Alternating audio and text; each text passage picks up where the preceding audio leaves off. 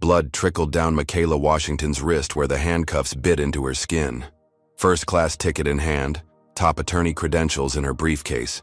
Yet here she was, being dragged through the terminal like a criminal. "Badge numbers," she whispered coldly. "I'll remember every single one." Before we dive into this shocking story of injustice at 35,000 feet, where are you watching from today? Hit that like button if you've ever experienced or witnessed discrimination while traveling, and subscribe to join our community fighting for justice. Now let's uncover how a respected attorney's routine flight turned into a battle that would change an entire industry. Michaela Washington rolled her neck from side to side, trying to release the tension that had built up during 3 weeks of non-stop work. At 42, she had established herself as one of Chicago's premier civil rights attorneys, and the Winters v. Global Tech case had just added another landmark victory to her impressive record. The jury had awarded her client, a black software engineer, $8 million in damages after proving systematic racial discrimination in the company's promotion practices. The victory was sweet, but exhausting. Now, all Michaela wanted was to get back to Atlanta, sleep in her own bed, and spend the weekend recovering before diving into her next case. She checked her watch, 5:15 in the afternoon. Her Atlantic Airways flight 3721 would begin boarding in 20 minutes. "Ms. Washington?" The receptionist at the first-class lounge called. "There's a call for you from your office." Michaela sighed and took the phone. Her assistant's voice came through, excited. "The winter settlement check just arrived. $8 million sitting right here on my desk." "Perfect timing," Michaela said, managing a tired smile despite her exhaustion. "I'll be back Monday. Lock it in the safe until then." She handed the phone back to the receptionist and gathered her belongings. Her designer briefcase contained confidential files from the case, along with her laptop and personal items. After 3 years fighting global tech, she felt entitled to her first-class seat home, a small luxury she rarely allowed herself. The boarding announcement came over the loudspeaker, and Michaela made her way to the gate. The line for first class was short, just a few business executives in expensive suits. She stepped into line behind them. "Excuse me, ma'am." The gate agent, a young white woman with Melissa on her name tag, looked up from her computer. "This line is for first-class boarding only." Michaela kept her expression neutral, a skill honed from years in courtrooms. "Yes, I know. I have a first-class ticket." She held up her boarding pass. Melissa's eyes widened slightly. "Oh, let me just double-check that for you." She reached for Michaela's boarding pass, something Michaela noticed she hadn't done for the 3 white men ahead of her. "It's correct," Michaela said firmly, but handed over the document anyway. Melissa scrutinized it, glanced at her computer, then reluctantly handed it back. "Yes, seat 2A. You can board now." Michaela walked down the jetway, swallowing her irritation. This wasn't new to her, these little moments of doubt, these small indignities that reminded her that no matter her achievements, some people would always see her skin color first. The cabin of the Boeing 787 was cool and quietly elegant. Michaela found her window seat in the second row and settled in, placing her briefcase carefully under the seat in front of her. The leather seat was wide and comfortable, and for the first time that day, she felt her muscles begin to relax. Other first-class passengers filed in, mostly white men in business attire, a few white women, and an elderly Asian couple. The flight attendant, a blonde woman in her mid-30s with Bethany Keller on her name tag, greeted each passenger warmly as they boarded. "Good evening, sir. Welcome aboard. Can I get you a pre-flight beverage?" "Hello there. Seat 3C is just to your right. Would you like champagne or orange juice before takeoff?" When Bethany reached Michaela's row, her smile dimmed noticeably. She gave a curt nod and moved on without offering a drink. Michaela noticed but didn't say anything. After the day she'd had, a confrontation was the last thing she wanted. 10 minutes later, Bethany returned with a tray of drinks, distributing them to the other first-class passengers. She walked past Michaela without acknowledging her. "Excuse me," Michaela said politely. "Could I get some water, please?" Bethany glanced at her. "I'll be back with water for everyone after we finish the pre-flight service." Michaela watched as Bethany continued serving champagne and juice to the remaining passengers. When the flight attendant returned to the galley, Michaela pressed the call button. Bethany ignored it for several minutes before finally approaching with visible reluctance. "Yes," her tone was clipped. "I'd still like some water, please," Michaela said calmly. "We're about to begin boarding the main cabin. I'll bring water during our regular beverage service after takeoff." Before Michaela could respond, commotion erupted at the front of the cabin. A late arrival was boarding, a tall white man in an expensive suit, probably in his mid-50s, with silver-streaked hair and an air of entitled impatience. "Sorry I'm late," he announced to no one in particular. "Conference call ran long." Bethany immediately transformed, her frosty demeanor melting into radiant warmth. "Not a problem at all, Mr. Harrington. We're just happy you made it. Let me help you with your bag." The man, Mr. Harrington, proceeded down the aisle, stopping at Michaela's row. He checked his boarding pass, then frowned at her. "I believe you're in my seat," he said, not as a question, but as a statement of fact. Michaela looked up at him, then down at her own boarding pass. 2A?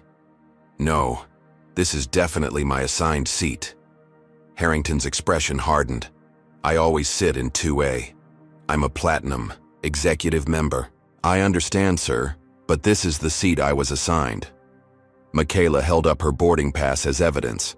Instead of checking his own ticket, Harrington turned to Bethany, who had appeared at his side. "There seems to be a confusion about seating."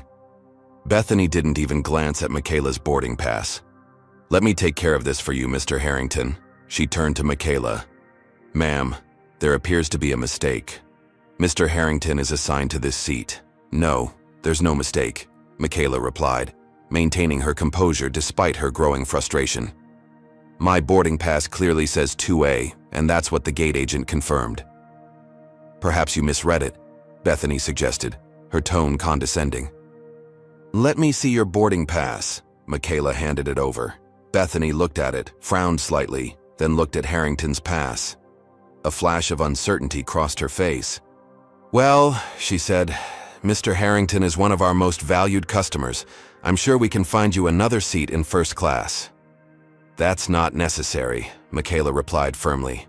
"I selected this seat specifically for the legroom, paid for it, and I'd like to keep it as assigned." Harrington's face flushed with anger. "Do you know who I am? I've flown over 2 million miles with this airline."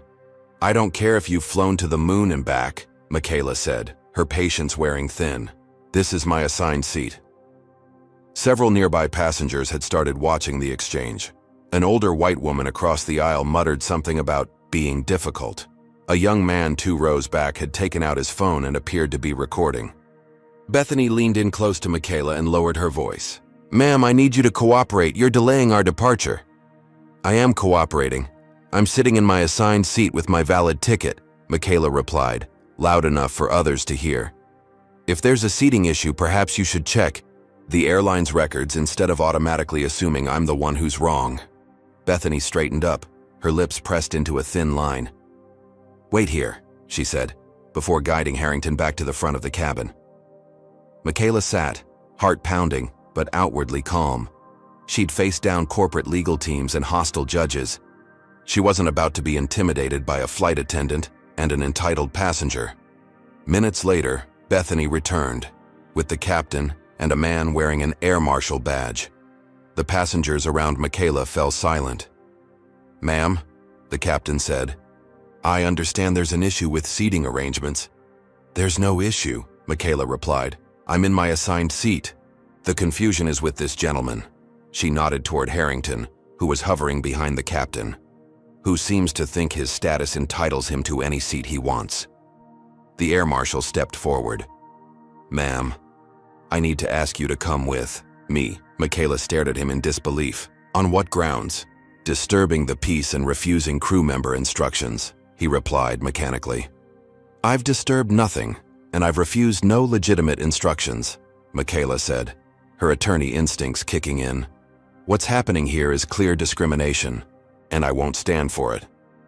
The word discrimination caused a ripple of murmurs through the cabin.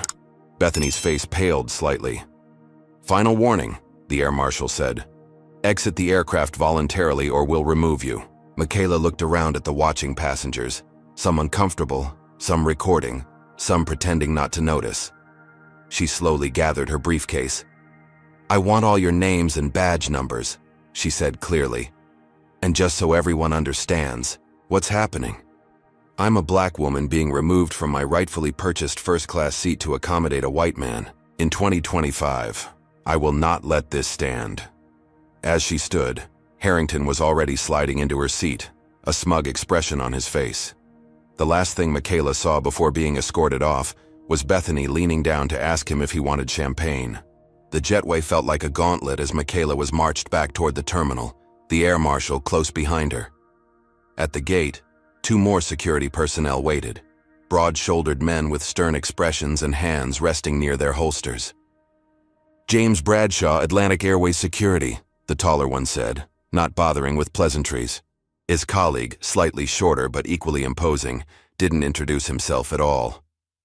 Michaela Washington, attorney at law, she responded calmly, and I'd like to know on what grounds I'm being detained. Bradshaw exchanged glances with the unnamed officer. We received reports of a disruptive passenger refusing to comply with crew instructions. That's absolutely false, Michaela stated firmly. I was sitting in my assigned seat when another passenger demanded it. The flight attendant took his side without verification, and when I showed my boarding pass proving I was correct, they called security instead of resolving the situation properly. The second officer, whose name tag read Kevin Miller, stepped forward. Ma'am, we need you to come with us to the security office for questioning. Am I under arrest? Michaela asked, aware that several bystanders had stopped to watch.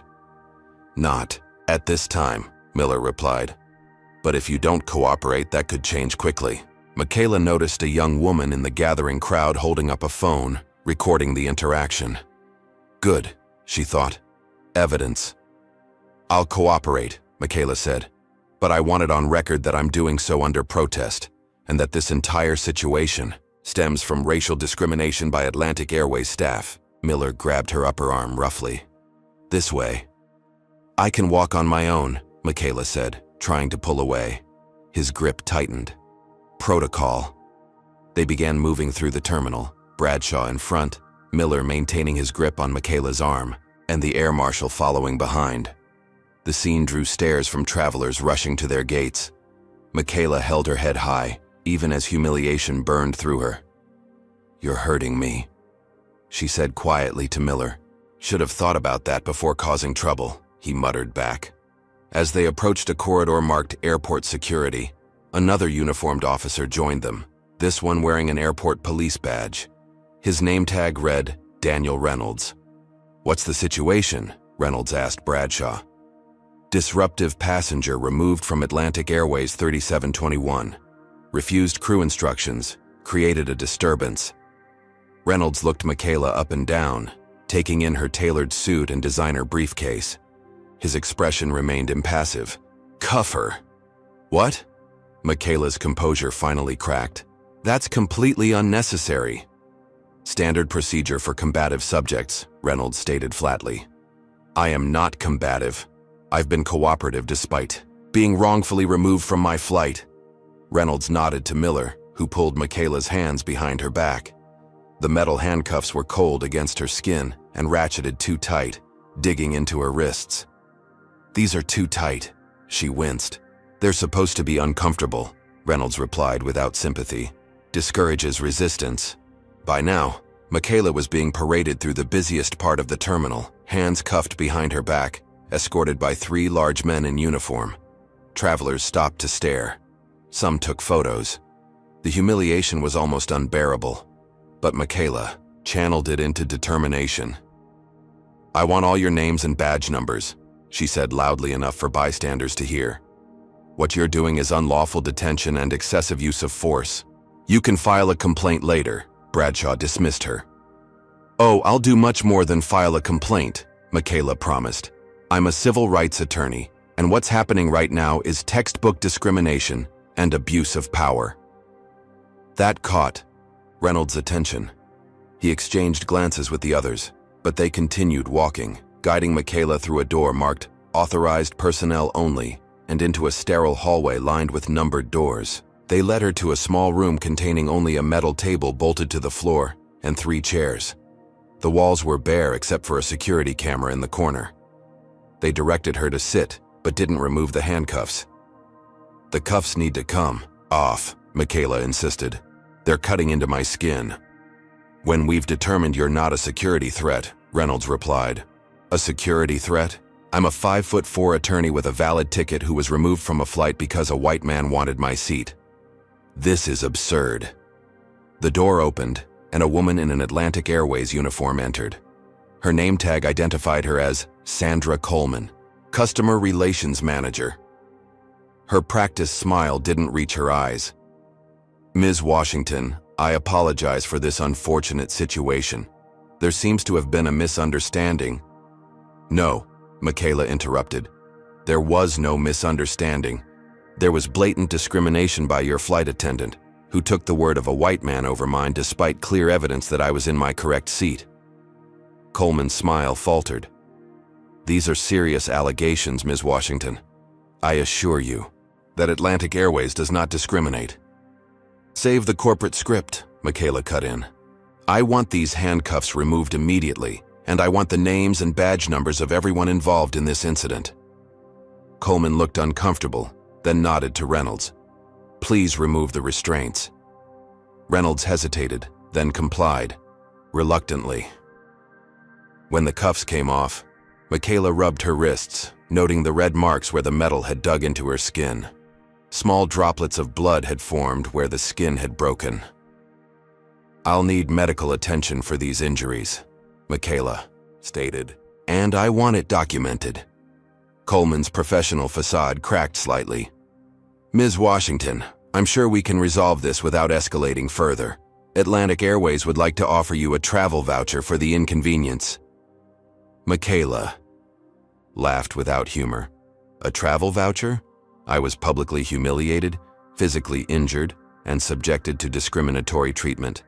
A voucher isn't going to cut it." She reached for her briefcase, causing Reynolds to tense up. Slowly, deliberately, she removed her phone. "I'm calling my law partner," she explained, "and then I'll be contacting the media. This isn't going away with a voucher and an insincere apology." "That won't be necessary," Coleman insisted. "We can work this out."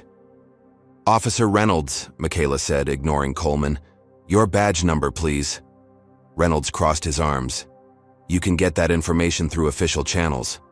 "Officer Miller? Officer Bradshaw?" She looked at each of them in turn.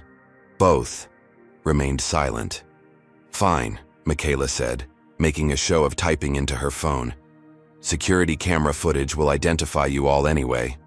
And I've noticed at least 3 passengers were recording when you removed me from the plane." She dialed her law partner's number. After 2 rings, he picked up. "Jackson, it's Michaela. I need your help." She quickly summarized what had happened. "Yes, I'm still being detained. No, they haven't charged me with anything. I need you to contact our media connections and have someone meet me at Chicago O'Hare, Terminal 3 security office. Yes, I'm documenting everything." She ended the call and looked up at the increasingly uncomfortable airline representative and security officers. "Ms. Washington," Coleman tried again, "I'm authorized to offer you a full refund of your ticket, price plus a $5,000 travel credit, if we can resolve this matter privately." "Ms. Coleman," Michaela replied, her voice steel, "what happened today wasn't a customer service issue. It was civil rights violation. You can tell Atlantic Airways to expect formal legal action. I will not be silenced or bought off." The door opened again, and a man in a suit entered. "I'm Robert Turner, Atlantic Airways legal counsel. Ms. Washington, I understand there's been an incident." "An incident?" Michaela repeated incredulously. "Is that what you call racially motivated discrimination, followed by unlawful detention and excessive force?" Turner maintained a neutral expression. "These are serious allegations that would require substantial evidence." "Which I have," Michaela cut in. "Multiple witnesses, video recordings, and physical injuries." She held up her wrists, showing the marks and dried blood. "Not to mention The airline's own records that will prove I was in my assigned seat when your staff had me forcibly removed to accommodate a white passenger. Turner's professional demeanor slipped for just a moment.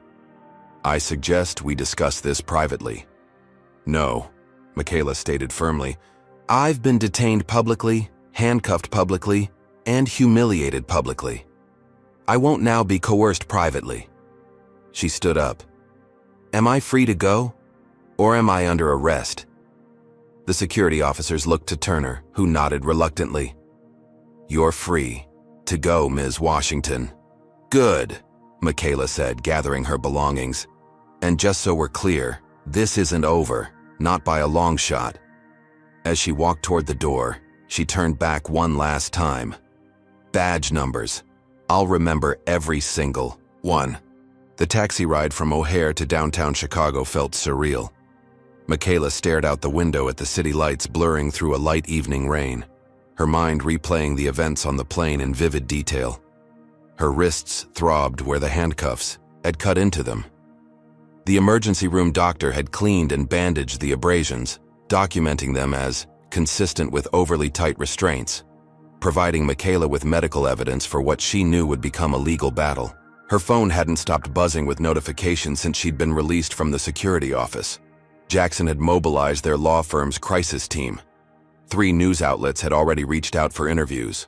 Social media was beginning to pick up fragments of the story, with shaky cell phone videos showing portions of her removal from the aircraft. The taxi pulled up to her hotel, not the one she'd originally booked for a single night before her flight, but a higher-end establishment arranged by Jackson for an extended stay. Atlantic Airways' actions had cost her more than dignity. They'd disrupted her entire schedule. Ms. Washington? The hotel manager greeted her personally in the lobby. Mr. Williams called ahead. We've prepared the executive suite for you and arranged for the hotel doctor to be available if needed. Thank you, Michaela replied. The professional courtesy, a stark contrast to her treatment hours earlier. In her suite, Michaela finally allowed herself a moment of vulnerability. She sank onto the edge of the bed, hands trembling slightly as the adrenaline that had sustained her began to ebb. Tears threatened, but she blinked them back. This wasn't the time for tears. This was the time for action. Her phone rang. Jackson again. I've got something you need to see, he said without preamble. Checking your email now. Michaela opened her laptop and found Jackson's message. Attached were 3 video files from different passengers on the flight. She clicked on the first. 1.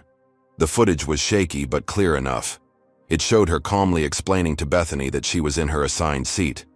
It captured Harrington's entitled demand and Bethany's immediate deference to him without checking his ticket. Most damning was the moment when Bethany finally looked at both boarding passes and realized Michaela was right.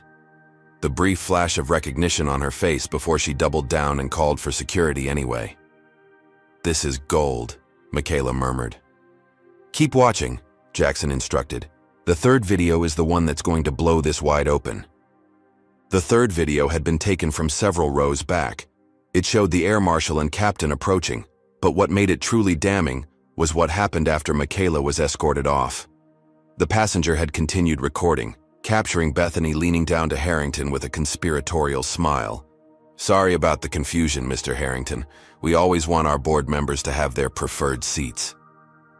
Board member. Trevor Harrington wasn't just a frequent flyer. He was on Atlantic Airways' board of directors. Did you catch that? Jackson asked. I did, Michaela confirmed, her legal mind already calculating how this changed things. This wasn't just discrimination by a flight attendant. This was corporate policy coming from the top. Exactly. And there's more. Check your texts. Michaela found a message from an unknown number. This isn't the first time. I have information. Meet tomorrow? Amara Jones, Atlantic Airways. Who's Amara Jones? She asked Jackson. Flight attendant trainee. She was on your flight. Observing. Bethany. She reached out to me after seeing the news about what happened. Says she's witnessed systematic discrimination at the airline and wants to help. Michaela felt a surge of vindication. Set up the meeting. Somewhere private. Already done. Coffee shop 3 blocks from your hotel, 10 a.m. After ending the call with Jackson, Michaela opened her laptop again. The story was spreading faster than she'd anticipated. Justice at 35,000 feet was trending. People were sharing their own experiences with discrimination on Atlantic Airways flights. What had happened to her wasn't an isolated incident. It was part of a pattern. Her investigative instincts taking over, Michaela began searching for previous incidents involving Atlantic Airways and discrimination claims. Most had been settled quietly, with confidentiality agreements keeping details out of public view, but patterns emerged nonetheless. Black passengers removed from first class. Middle Eastern travelers subjected to random additional security checks. Latino customers having their identification questioned despite valid documentation. Do you recognize these injustices? Have you or someone you know experienced discrimination while traveling? Comment number 1 if you believe companies should be held accountable for racial bias, and number 2 if you think Michaela should pursue this case all the way to court. Don't forget to like and subscribe to follow this journey for justice. Now, as dawn breaks on a new day, will Michaela find an unexpected ally within the very company that wronged her? By morning, Michaela had compiled a preliminary case file. Atlantic Airways had a history of discrimination complaints dating back years, but had successfully kept them from becoming major public relations issues through quick, quiet settlements and aggressive legal tactics. At precisely 10 a.m., Michaela entered the coffee shop Jackson had arranged for the meeting with Amara Jones. She spotted a young black woman in the corner, nervously checking her phone. She couldn't have been more than 28, dressed in civilian clothes but with the perfect posture of someone trained in customer service. "Ms. Jones?" Michaela approached the table. "I'm Michaela Washington." Amara stood quickly, extending her hand. "Thank you for meeting me. I've been following what happened to you and I couldn't stay silent anymore." They ordered coffee, and once the server left, Amara leaned forward, speaking quietly. "I've been with Atlantic Airways for 11 months as a trainee. That day on your flight, I was shadowing Bethany Keller. She's been with the airline for 12 years and is considered one of their exemplary flight attendants." Amara's expression suggested she disagreed with that assessment. "What can you tell me about what happened?" Michaela asked. "Everything you experienced is part of Atlantic's unofficial executive courtesy policy. They train us to give special treatment to certain passengers, board members, major shareholders, politicians, celebrities. There's an actual list in the employee handbook. Trevor Harrington is number 8 on that list. And this special treatment includes displacing other passengers from their assigned seats." Amara nodded. "If necessary. Usually it's done before boarding, but sometimes..." She trailed off. "Sometimes they have to remove people who are already seated," Michaela finished. "Yes, but there's more." Amara pulled out her phone. "I've been documenting incidents for months. Bethany is particularly bad, but she's not the only one. There's a culture of discrimination that comes from the top down." She showed Michaela a series of notes detailing specific incidents. A black family upgraded from first class to economy to make room for white executives. Middle Eastern passengers subjected to extra security checks that mysteriously only affected them. Latino passengers having their boarding passes checked multiple times while white passengers walked by unquestioned. "How widespread is this?" Michaela asked. "It's systemic," Amara confirmed. "Not every employee participates, but those who object don't last long. I've been written up twice already for failure to uphold company standards after questioning these practices." "Why are you coming forward?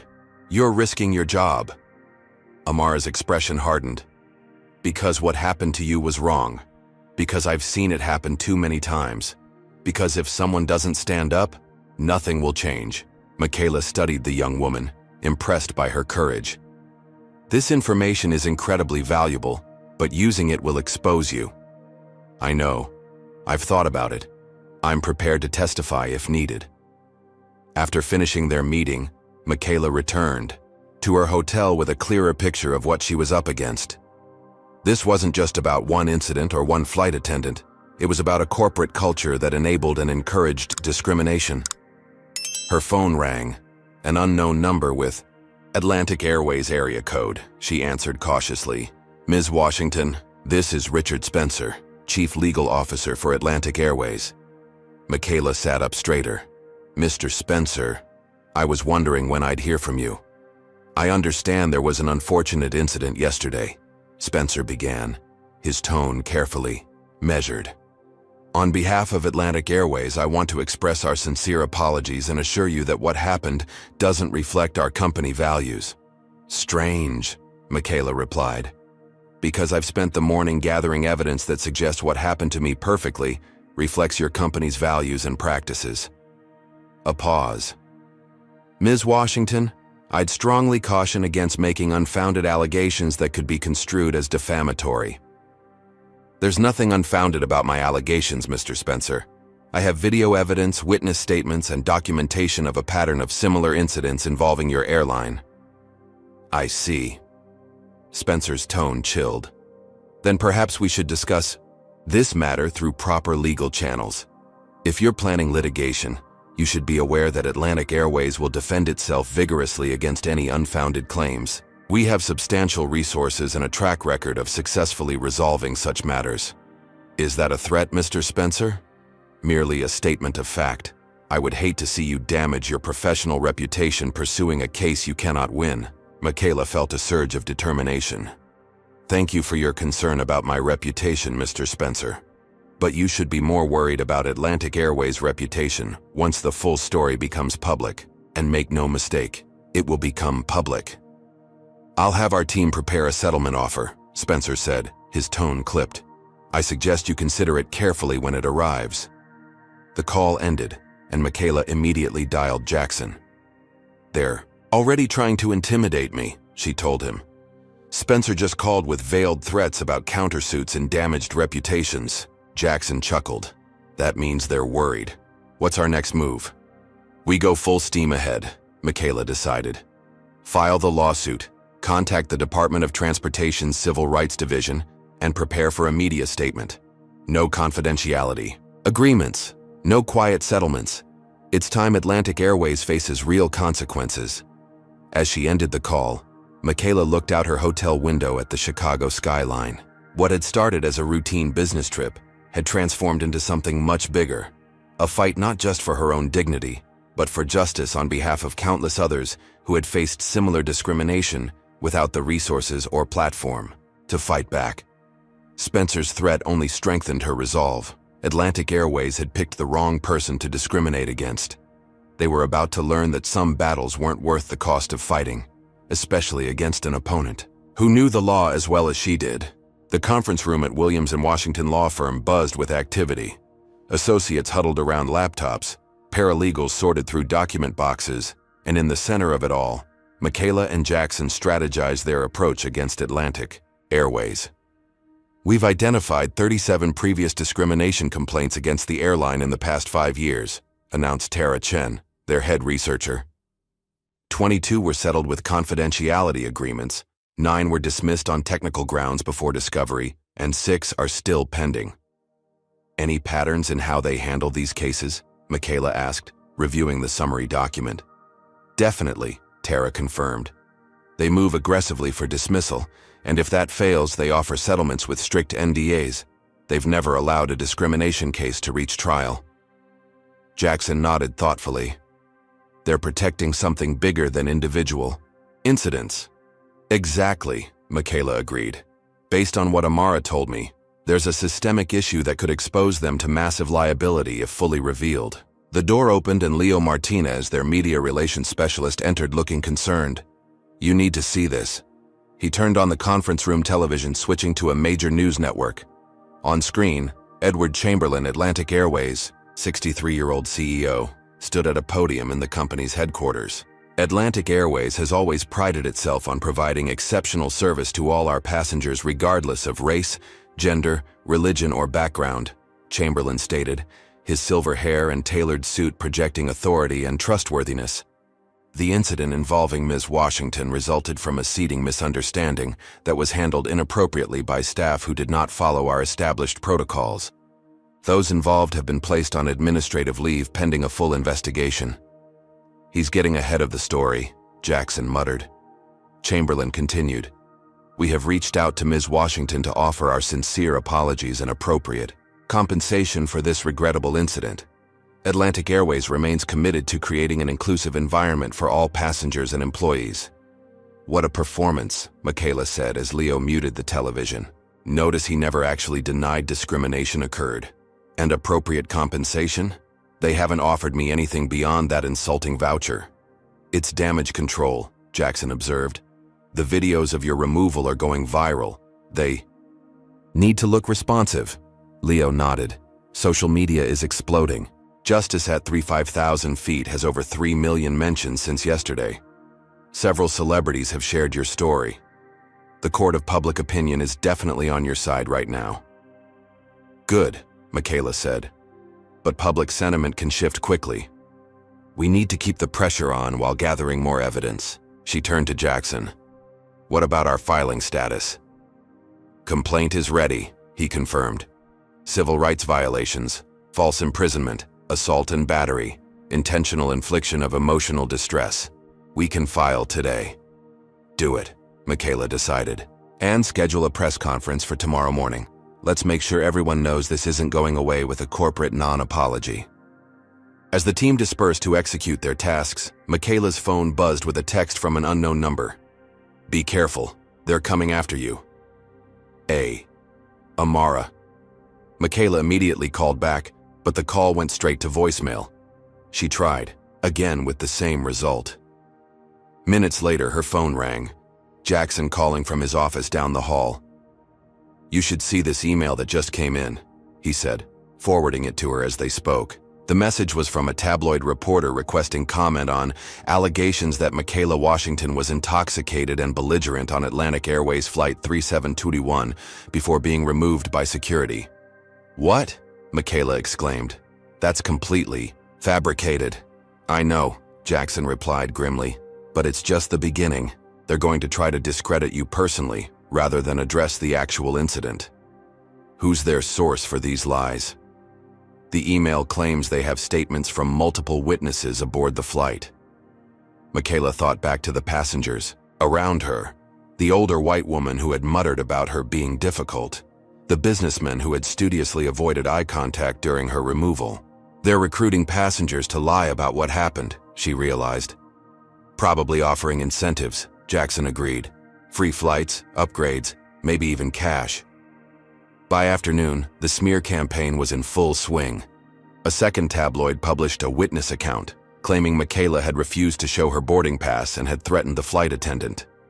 A third ran a story questioning her record as an attorney, highlighting the few cases she had lost, while minimizing her many victories. They're pulling out all the stops, Jackson observed during their evening strategy session. I've also had calls from 3 of our corporate clients expressing concerns about our case against Atlantic Airways. Pressure tactics, Michaela noted. They have board members connected to other major corporations. They're trying to hurt our business. It won't work, Jackson assured her. We've built this firm on integrity. Our clients know that, Michaela nodded gratefully, but her concern deepened when she returned to her hotel that evening. The doorman approached her with an uncomfortable expression. Ms. Washington, there was a man asking about you earlier, claiming to be from a delivery service, but he didn't have any packages and kept asking about your schedule. Did you tell him anything? No, ma'am, but he waited across the street for nearly an hour taking photos with a long-lens camera. Private investigators. The airline was having her followed, looking for anything they could use against her. Inside her suite, Michaela drew the curtains and called Amara again. This time she answered. I'm sorry about the cryptic text, Amara said, her voice low. They fired me this morning. Claimed I violated company policy by discussing internal matters. I'm so sorry, Michaela said. We can include wrongful termination in our case against them. There's more, Amara continued.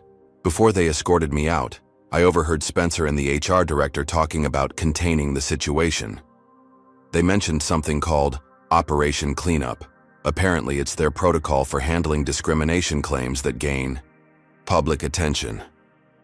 Do you know what this protocol involves? Not specifically, but from what I gathered, It includes discrediting the complainant, buying off witnesses, and leveraging business relationships to apply pressure. They seemed particularly worried about you because of your legal background. After ending the call, Michaela sat in contemplative silence. The airline's aggressive response confirmed what she already suspected. This wasn't just about one incident. They were protecting something bigger. Her phone rang again, another unknown number. Ms. Washington, my name is Marcus Johnson. I used to work in Atlantic Airways executive offices until last year. I think I have information you might find useful. What kind of information, Mr. Johnson? Documentation of their passenger profiling policies, internal memos about how to handle discrimination complaints, and emails from Chamberlain specifically directing staff to give preferential treatment to certain passengers at the expense of others. Michaela's pulse quickened. Why are you coming forward now? I saw what happened to you. It reminded me of why I left. I couldn't be part of a system that treats people that way. I tried reporting it internally, tried going to HR, even wrote to the board. Nothing changed. The board, including Trevor Harrington? Especially Harrington. He's one of the worst offenders, uses his position to harass flight attendants, and has had multiple minority passengers removed from seats near his. They arranged to meet the following day. As Michaela prepared for bed, her phone buzzed with a news alert. Atlantic Airways stock had dropped 8% following the viral videos of her removal. Good, she thought. Hit them where it hurts, their bottom line. Her satisfaction was short-lived. At 2 in the morning, her phone rang. The hotel's front desk. Ms. Washington, I'm very sorry to disturb you, but the police are here. Your room has been targeted by vandals. We've placed them in custody, but you should know your door has been spray-painted with racial slurs. Fully awake now, Michaela threw on clothes and went to her door. Even from the inside, she could smell the fresh paint. When she opened it, 2 police officers stood there, along with the night manager. The door's exterior was covered with vile racist epithets and threats in red spray paint. We caught them on security cameras, the manager explained, clearly distressed. 2 men. They're being processed at the precinct now. Do they have any connection to Atlantic Airways? Michaela asked. The officers exchanged glances. We can't comment on an ongoing investigation, one replied, but their IDs listed them as employees of a private security firm. Michaela took photos of the vandalism before hotel staff covered it. Back inside, she called Jackson despite the hour. They're escalating, she told him. This isn't just about discrediting me anymore. They're trying to frighten me into backing down. Jackson was silent for a moment. Michaela, this is getting dangerous. Maybe we should consider their settlement offer when it comes. Your safety has to be the priority. No, she replied firmly. That's exactly what they want. If we settle, nothing changes. The next person might not have the resources or platform I do. This has to stop. But after hanging up, alone in her hotel room with the smell of spray paint seeping under the door, Michaela felt a flicker of doubt. Was she putting herself at unnecessary risk? Would pursuing this case endanger others who came forward to help her? The faces of past clients flashed through her mind, people who had faced discrimination and found the courage to stand up against powerful interests. If she backed down now, what message would that send? No, she decided. Atlantic Airways had chosen this battlefield. They would soon discover they had severely underestimated their opponent. The morning news cycle brought a fresh wave of attacks against Michaela. A popular conservative talk show host questioned her motives, suggesting she had manufactured the incident for publicity. A business publication ran a profile examining her law firm's finances, implying they were pursuing the case out of financial desperation rather than principle. Most alarming was a segment on a major network featuring a woman claiming to be a former client of Michaela's, alleging she had mishandled a discrimination case and forced an unnecessary settlement. Jackson's team quickly confirmed the woman had never actually been Michaela's client. They're getting desperate, Jackson observed as they prepared for their press conference. Fabricating witnesses, inventing clients. These are dangerous tactics. that could backfire spectacularly. Only if we can prove they're behind it, Michaela pointed out. Right now, it all looks like independent reporting, even though we know it's orchestrated.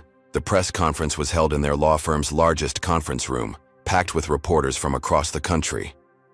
Michaela stood at the podium, her bandaged wrists visible as a physical reminder of her treatment. 3 days ago, I boarded Atlantic Airways Flight 3721 with a valid first-class ticket, she began. I was forcibly removed from that flight not because of any wrongdoing on my part, but because of the color of my skin. What followed was a systematic attempt to intimidate, discredit, and silence me. She detailed the events on the plane, the excessive force used during her removal, and the airline's subsequent smear campaign. She revealed Amara's firing and the vandalism at her hotel, carefully connecting these events without explicitly accusing Atlantic Airways of orchestrating them. This case is no longer just about one incident, she concluded. It's about a pattern of discrimination that has gone unchecked for too long. Atlantic Airways had the opportunity to acknowledge their wrongdoing and implement real changes. Instead, they chose to attack the victim and silence whistleblowers. Today, we are filing a class action lawsuit on behalf of all passengers who have experienced similar discrimination. The announcement of a class action sent reporters into a frenzy of questions. Atlantic Airways stock, already down, plummeted another 12% before trading was temporarily halted. Back in the privacy of Jackson's office, they monitored the media coverage. The class action was a masterstroke, Jackson admitted. They were prepared for an individual lawsuit, but this changes the game entirely and makes it harder for them to personalize their attacks, Michaela added. They can try to discredit me, but they can't discredit hundreds of victims with similar stories. Their momentary triumph was interrupted by a call from the law firm's security team. Ms. Washington, we've identified 2 men conducting surveillance on the building. They appear to be taking photos of everyone entering and leaving. More intimidation tactics, Michaela sighed. Make sure all staff are aware, but tell them to continue normally. We won't be frightened into hiding. By mid-afternoon, Atlantic Airways had issued a formal response to the lawsuit. Richard Spencer, their chief legal officer, delivered a statement that managed to sound reasonable while implicitly questioning Michaela's integrity. Atlantic Airways takes all allegations of discrimination seriously, Spencer stated. However, we categorically deny any systematic issues within our company.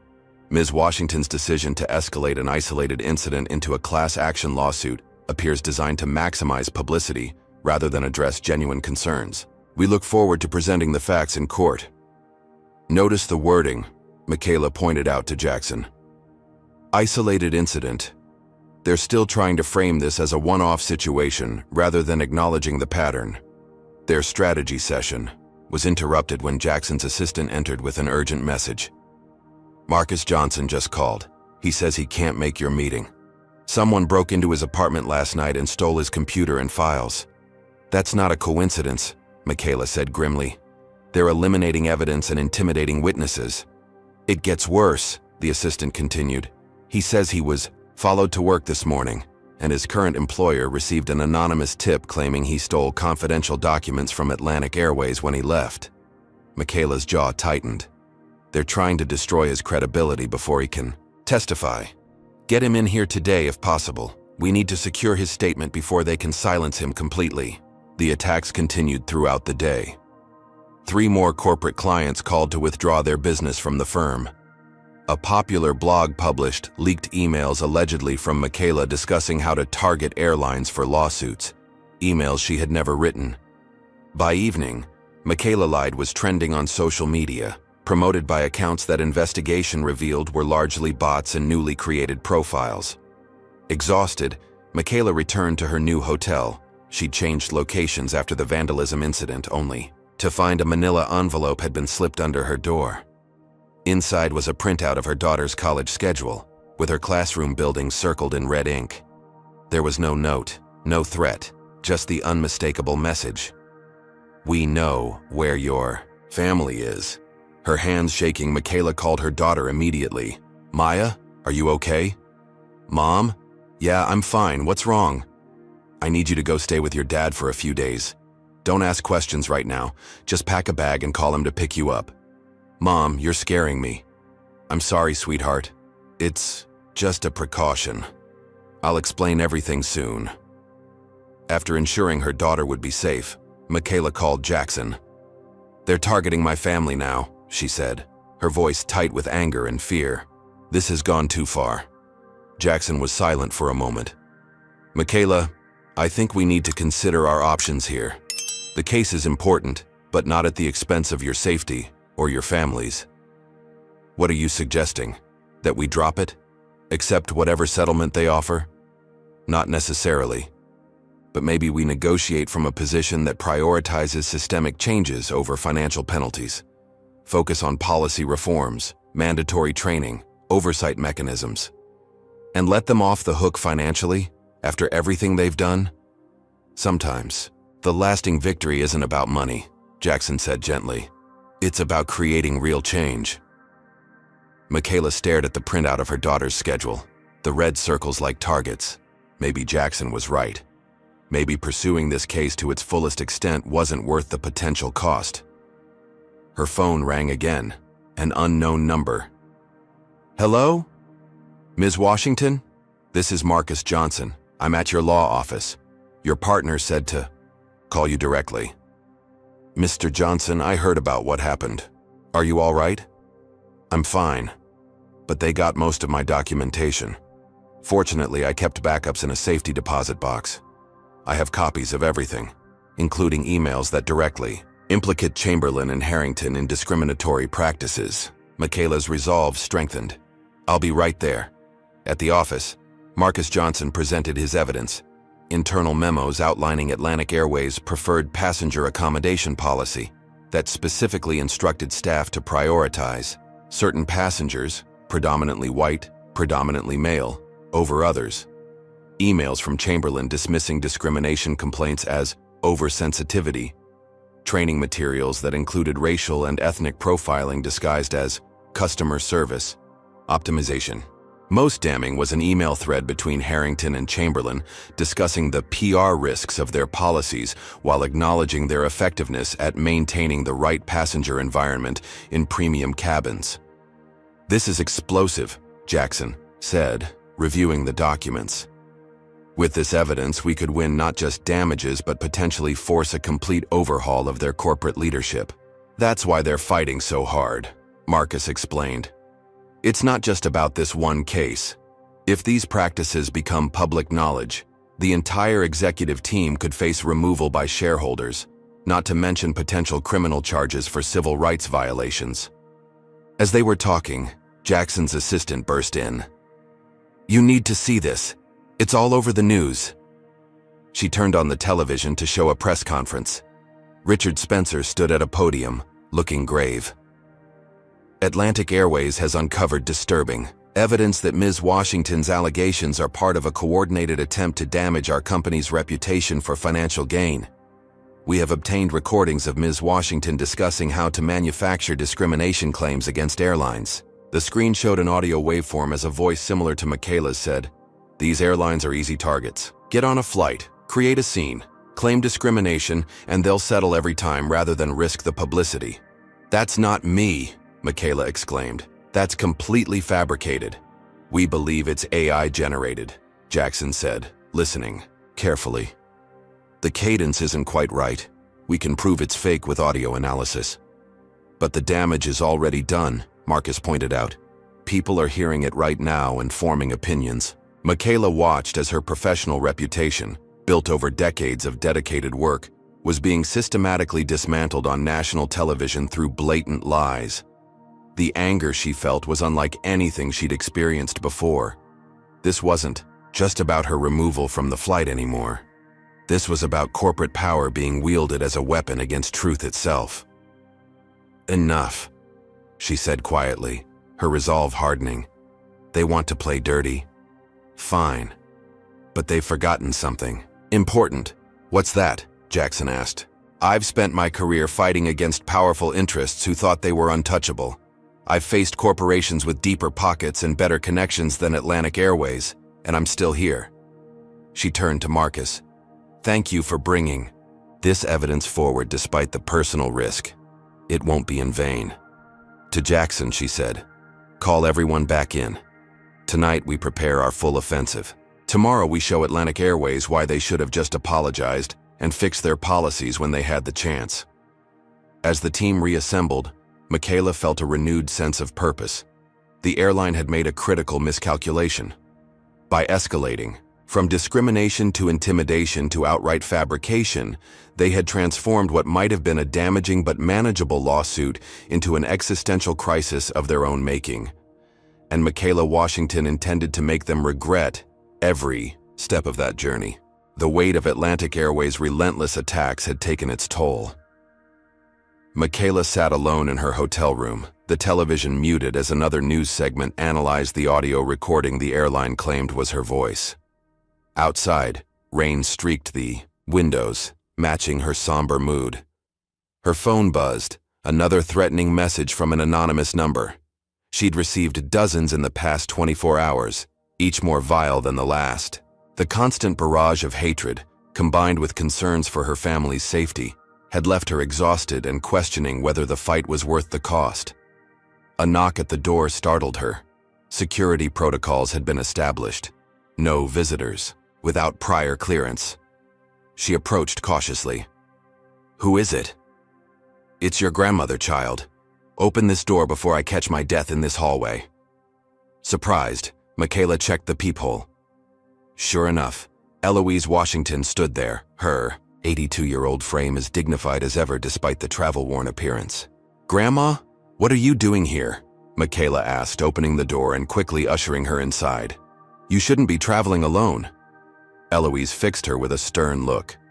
"When I see my granddaughter being dragged through the mud on national television, nothing could keep me away." She set down her small overnight bag and embraced Michaela tightly. "Now tell me what these vultures are doing to you." For the first time since the ordeal began, Michaela allowed herself to truly feel the emotional impact.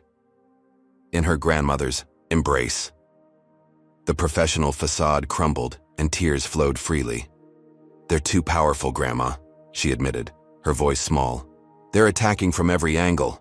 My reputation, my firm, even threatening Maya. Maybe I should just take whatever settlement they offer and end this." Eloise guided her to the couch and sat beside her, taking Michaela's hands in her weathered ones. "Let me tell you something about power," she said, her voice gentle but firm. "In 1963, I was arrested for sitting at a lunch counter in Montgomery. The police chief was a man named Bull Connor, a man so powerful in that city that people crossed the street rather than walk past him." Michaela had heard fragments of this story growing up, but never the full account. "They held me for 3 days," Eloise continued. "Threatened my job, my home, even my life. Told me all the ways they could make me and my family disappear if I didn't sign a statement saying I'd been treated fairly." Her eyes, still sharp despite her age, fixed on Michaela's. "You know what I did?" "What?" "I looked that police chief in the eye and told him I'd see him in court. He laughed at me, said no judge in Alabama would rule against him." A smile spread across Eloise's face. 6 months later, that same police chief was removed from office, and I was part of the reason why. How? Because power that depends on fear and intimidation is always more fragile than it appears. Once people stop being afraid, that power evaporates. She squeezed Michaela's hands. "These airline people, they're pulling out all these tactics because they're terrified of you. Not just of your lawsuit, but of what you represent. Accountability." Michaela absorbed her grandmother's words, feeling strength returning to her spirit. "I never knew the full story." "There are many stories I haven't told you," Eloise replied. "Many battles fought by people who were told they couldn't win. The question isn't whether you can defeat Atlantic Airways. The question is whether you're willing to stand firm long enough for them to defeat themselves." As if on cue, Michaela's phone rang, Jackson calling. "Turn on channel 6, he said without preamble. "Something big is happening." Michaela unmuted the television and changed the channel. A news anchor was speaking urgently. "Breaking news in the Atlantic Airways discrimination case. An anonymous source has just released what appear to be internal emails and documents from the airline, showing what the source describes as systematic racial profiling of passengers. We're still verifying these documents, but if authentic, they could dramatically change the trajectory of the lawsuit filed by attorney Michaela Washington. What's happening? Michaela asked Jackson. Did you release Marcus's documents? Not me, Jackson replied. Someone else has come forward. Multiple sources, actually. The documents are flooding social media and news outlets. It's like a dam. Broke. Another call beeped in. Amara Jones. I have to take this, Michaela told Jackson before switching lines. Amara? It's working, Amara said, her voice tense with excitement. After they fired me, I contacted other flight attendants who've witnessed discrimination. We've been gathering evidence for days. After seeing what they did to you with that fake audio recording, we decided it was time to release everything. Everything? What exactly did you have? Recordings of training sessions where we were instructed how to manage cabin demographics, internal memos about passenger profiling, emails from executives complaining about too much diversity in first class, text messages between Bethany and other senior flight attendants discussing how to remove passengers they deemed unsuitable from premium cabins. Michaela was stunned. You've been building this case in parallel to ours. We couldn't just stand by, Amara explained. There are good people at Atlantic Airways who've been forced to participate in discriminatory practices or risk their jobs. Many of us have documented these incidents for years, waiting for the right moment to expose them. The risk you're taking is worth it, Amara finished firmly. What they did to you was the last straw. It showed us exactly how far they're willing to go to protect their system. After ending the call, Michaela sat in silence, processing this unexpected development. Her grandmother patted her knee. See? You're not fighting alone, child. You never were. The news coverage continued throughout the evening as more airline employees came forward with their stories. Social media exploded with Atlantic Airways passengers sharing their own experiences of discrimination. Justice at 35,000 feet returned to trending status, now accompanied by Task Atlantic Airways exposed. By morning, the narrative had completely shifted.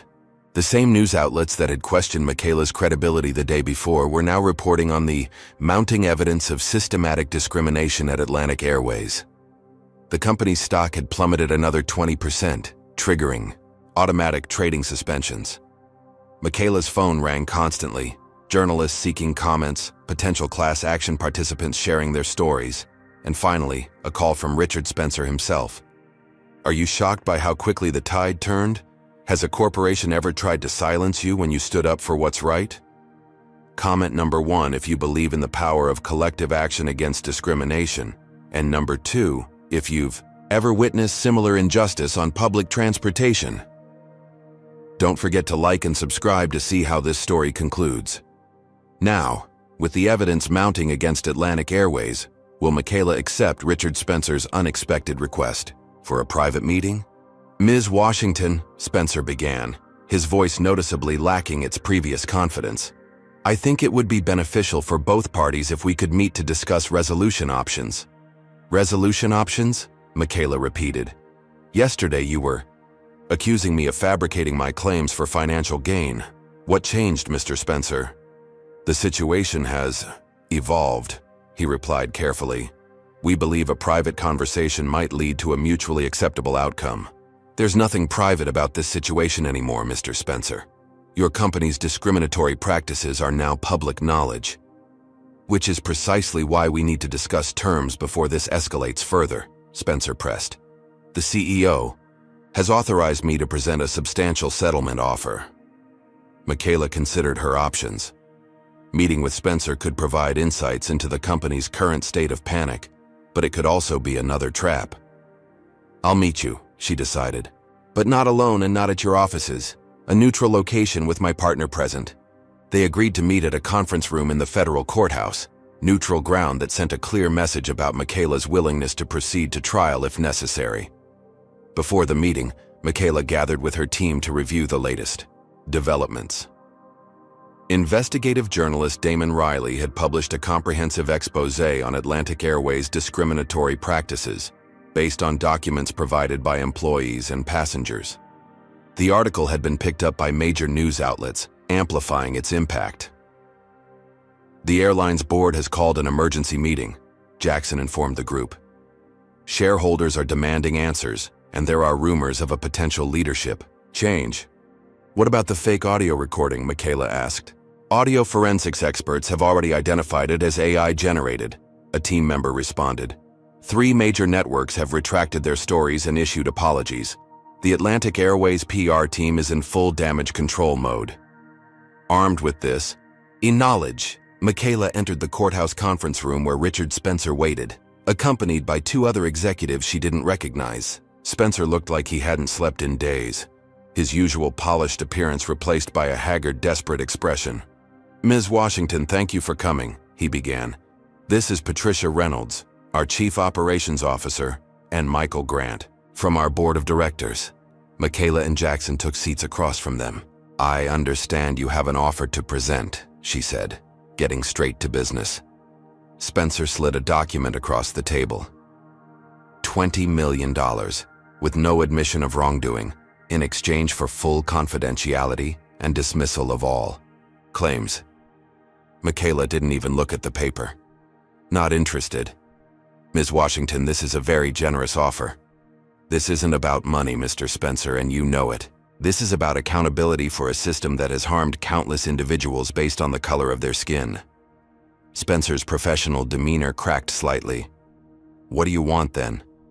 30 million? 50? I want the truth, Michaela stated simply. I want acknowledgement of what really happened on that plane and the system behind it. I want structural changes that ensure it never happens again. Spencer exchanged glances with his colleagues before leaning forward. Off the record, there are certain realities you should be aware of before you dismiss our offer. I'm listening. What happened to you wasn't random, Spencer admitted. CEO Chamberlain personally recognized you as the attorney who won the discrimination case against Global Tech last month. The CEO of Global Tech is Chamberlain's golf buddy and sits on an industry board with him. Michaela's eyes widened slightly. Are you saying I was specifically targeted? Chamberlain called the gate directly when he saw your name on the first-class manifest. He told them to find a way to remove you from the flight. Harrington volunteered. To handle it personally, he enjoys that sort of thing. And you're admitting this why? Spencer looked genuinely troubled. Because what's happened since has gone far beyond anything I signed up for. The fake audio, the threats against your family. Chamberlain authorized all of it. He's become obsessed with destroying you, regardless of the cost to the company. So this meeting is what? Your attempt to save the company from its CEO? The board is meeting right now to discuss Chamberlain's future, the board member Grant interjected. We need this situation contained before shareholders lose all confidence. Contained, Michaela repeated. That's an interesting word choice. You're still trying to minimize and control rather than address the actual problem. What do you want from us? Spencer asked, frustration evident in his voice. Full disclosure of all discriminatory practices, a complete overhaul of your policies, training, and corporate culture, a public acknowledgement of wrongdoing, compensation, not just for me, but for every passenger who has experienced discrimination, and the removal of everyone involved in creating and enforcing these policies, starting with Chamberlain and Harrington. The executives exchanged glances again. That would effectively amount to admitting liability on a massive scale, Spencer protested. The financial implications would be catastrophic. More catastrophic than what's already happening. Jackson asked, gesturing to his tablet showing Atlantic Airways' plummeting stock price in real time. I'm not just negotiating for myself, Michaela explained. I'm representing hundreds of people who've been humiliated, discriminated against, and mistreated by your airline. People who didn't have the platform or resources to fight back. Their justice matters too. Spencer looked defeated. I'll convey your terms to the board, but I should warn you, Chamberlain won't go down without a fight. He still has allies, both within the company and in the industry. "I'm counting on it," Michaela replied confidently. "Because the more he fights, the more evidence of wrongdoing will emerge. The truth has a way of coming out, Mr. Spencer. It's just a question of how much damage your company sustains in the process." As they left the meeting, Jackson looked at Michaela with newfound admiration. "You could have walked away with $20 million today. And what message would that have sent? That discrimination is just a cost of doing business? That if you're rich enough, you can buy your way out of accountability?" She shook her head. "Some principles aren't for sale." Back at the hotel, Michaela found her grandmother watching the news coverage with a satisfied expression. "The board meeting ended," Eloise informed her. "No official announcement yet, but reporters are saying Chamberlain stormed out halfway through, shouting about betrayal." Michaela sat beside her grandmother, feeling a weight lifting from her shoulders. "You were right. Their power was more fragile than it appeared." Eloise patted her hand. "Power built on injustice always is, child. Always is." That evening, Atlantic Airways issued a statement announcing that Edward Chamberlain had taken a leave of absence to address personal matters. It wasn't an outright removal, but it was a clear signal that the board was distancing itself from its CEO. More significantly, the statement included a paragraph acknowledging serious concerns about passenger treatment policies and promising a thorough review of all practices to ensure alignment with our commitment to equality and respect for all customers. It wasn't the full accountability Michaela had demanded, but it was a start, a crack in the corporate armor that could be widened into real change. As she prepared for bed that night, Michaela reflected on how quickly events had turned. Just 24 hours earlier, she had been ready to concede defeat, overwhelmed by the airline's aggressive tactics. Now the pathway to justice had been reopened by the courage of people like Amara and Marcus, people who had risked their livelihoods to stand up for what was right. Her grandmother's words echoed in her mind. "You're not fighting alone." And, indeed, she wasn't. The battle against Atlantic Airways had transformed from one woman's lawsuit into a movement for accountability that spanned the entire company and beyond. Tomorrow would bring new challenges. Chamberlain and his allies wouldn't surrender easily. But for the first time since being dragged off that plane, Michaela felt absolute certainty that justice would prevail. The federal courthouse buzzed with anticipation. Journalists crowded the corridors, camera crews set up outside the entrance, and inside courtroom 4B, every seat was filled.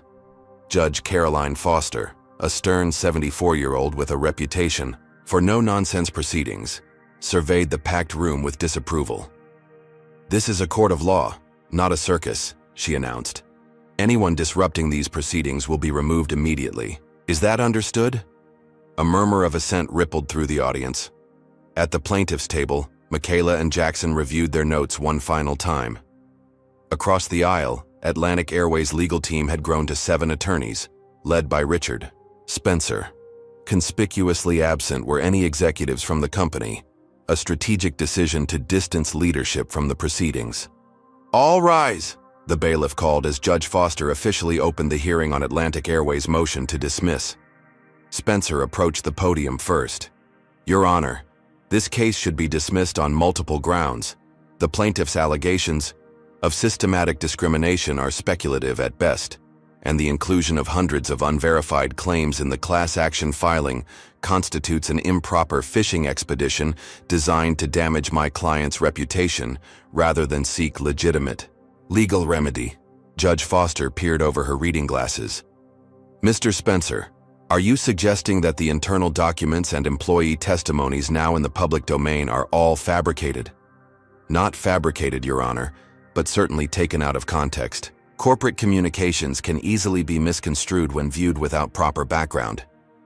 "I see. Ms. Washington, your response?" Michaela rose, projecting confidence despite the high stakes. "Your Honor, context is precisely what we're seeking. Through discovery, Atlantic Airways' motion to dismiss attempts to prevent this court from examining the full record of their discriminatory practices. The documents already public represent only a fraction of the evidence supporting our claims." She methodically addressed each legal argument in the airline's motion, citing relevant precedents and highlighting the strength of the preliminary evidence. Judge Foster listened attentively, occasionally interrupting with incisive questions that suggested she had thoroughly reviewed the case file. "Mr. Spencer," the judge said after Michaela concluded, "I find the plaintiff's arguments persuasive. The motion to dismiss is denied. We will proceed to discovery." She fixed Spencer with a stern look. "And I expect full compliance with document production. Any evidence of stonewalling will be met with sanctions. Are we clear?" "Yes, Your Honor," Spencer replied, his expression carefully neutral despite the significant setback. Outside the courthouse, Michaela addressed the waiting press briefly. "Today's ruling affirms what we've maintained from the beginning. This case has merit and deserves to be heard. We look forward to the discovery process revealing the full extent of Atlantic Airways' discriminatory practices." Back at their temporary headquarters, the legal team celebrated the victory, but Michaela remained focused on the challenges ahead. "The real battle is just beginning," she cautioned. "They'll fight discovery every step of the way, claiming everything from executive privilege to trade secrets to protect their internal communications." "We've anticipated that," Jackson assured her. "Our discovery requests are specific enough to withstand objections but broad enough to capture everything we need." Their strategy session was interrupted when Michaela's phone rang, an unlisted number. "Ms. Washington, this is Richard Spencer. I need to meet with you privately." Michaela put the call on speaker so Jackson could hear. "After today's hearing? I'm surprised you want to talk. This isn't about the case, at least not directly." Spencer's voice sounded strained. "It's about information you should have. Information I can no longer keep to myself in good conscience." Michaela and Jackson exchanged skeptical glances. "Why should I trust this isn't another setup?" "Because I'm putting my career on the line by contacting you," Spencer replied. "Just 1 hour, a public place of your choosing. Come with security if you want." After ending the call, Jackson voiced his concerns. "It's probably a trap, another attempt to discredit you somehow." "Possibly," Michaela agreed, but Spencer sounded genuinely troubled. "Something's changed. If you go, you shouldn't go alone." "I won't. But I think we need to hear what he has to say." They arranged to meet Spencer at a busy restaurant in downtown Chicago, with private security stationed nearby, and a paralegal at an adjacent table recording everything. Spencer arrived alone, looking considerably more disheveled than his courthouse appearance earlier that day. "Thank you for coming," he said, sliding into the booth across from Michaela and Jackson. "Let's skip the pleasantries," Michaela replied. "What information is suddenly worth risking your career?" Spencer glanced around nervously before speaking in a low voice. "The board voted to remove Chamberlain as CEO this morning. He refused to accept their decision and had to be escorted from the building." "That's already all over the business news," Jackson noted. "Hardly seems worth a clandestine meeting." "What isn't public knowledge is what happened afterward," Spencer continued. "Chamberlain went directly to a private board meeting with our 5 largest shareholders. He convinced them that with enough legal maneuvering and strategic pressure, the company could still win this case and protect its reputation." "And they believed him?" Michaela asked incredulously. 3 of the 5 did. They've given him effective control through their proxy votes, allowing him to continue directing our legal strategy from behind the scenes, despite his removal as CEO. Spencer looked genuinely distressed. "That's when I realized this has gone beyond legal ethics into potentially criminal territory." "What do you mean?" Spencer reached into his briefcase and removed a sealed envelope. "This contains emails and internal memos documenting not just the discriminatory practices you're already aware of, but specific directives targeting you personally after you filed your lawsuit. Authorization for surveillance, character assassination, witness intimidation, all approved by Chamberlain and executed by a private security firm on retainer with the airline." Michaela stared at the envelope, hesitant to touch it. "Why are you giving us this?" "Because I became a lawyer to uphold the law, not subvert it." Spencer's professional facade crumbled, revealing what appeared to be genuine remorse. "I've compromised my ethics repeatedly in service to this company, justifying each step as zealous representation. But the line has been crossed. What they did to you what I helped them do by remaining silent was wrong on every level. This could end your career, Jackson observed. I know. Spencer pushed the envelope across the table. But continuing to participate in this cover-up would destroy whatever is left of my professional integrity. Michaela finally took the envelope. What does Chamberlain want now? What's his endgame? Total vindication. He's convinced himself that you're part of a conspiracy to destroy the airline. In his mind, anything is justified to defeat you, including methods that are clearly illegal. And you're willing to testify to all this? Spencer nodded reluctantly. If necessary. I'd prefer to avoid it for obvious reasons, but yes. Everything in that envelope can be authenticated, and I can confirm its provenance under oath if required. After Spencer left, Michaela and Jackson immediately returned to their office to review the documents with their team. What they found exceeded even their worst suspicions. Detailed reports from private investigators who had followed not just Michaela but her daughter, her parents, and even Jackson's family. Dossiers on potential witnesses containing personal information that could only have been obtained through illegal means. Strategies for creating and disseminating false narratives, including the AI-generated audio recording. Most disturbing was an email from Chamberlain explicitly authorizing whatever means necessary to ensure Michaela would regret ever challenging Atlantic Airways. This is beyond discrimination, Jackson said grimly. This is criminal conspiracy, witness tampering, invasion of privacy, and potentially even terroristic threatening. And it all leads directly to Chamberlain, Michaela noted. Spencer's right. This crosses every ethical and legal line. The question is how to use it, Jackson mused. If we submit it as evidence, Spencer's career is effectively over. He knew that when he gave it to us, Michaela replied. The bigger question is whether to involve law enforcement. These documents detail multiple federal crimes. Their deliberation was interrupted when one of their associates burst in. You need to see this. Chamberlain just called a press conference. On the television, Edward Chamberlain stood before a podium emblazoned with the Atlantic Airways logo. Despite his official removal as CEO, he projected absolute confidence. Recent events have painted our company in a false light, he began. Let me be perfectly clear. Atlantic Airways has never engaged in discriminatory practices of any kind. What we're witnessing is an orchestrated attempt to damage our reputation for financial gain. He continued, his voice growing increasingly strident. The lawsuit filed by Michaela Washington is without merit, based on a deliberately manufactured incident.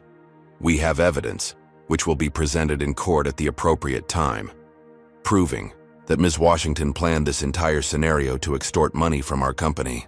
He's completely detached from reality, Jackson murmured. Chamberlain wasn't finished.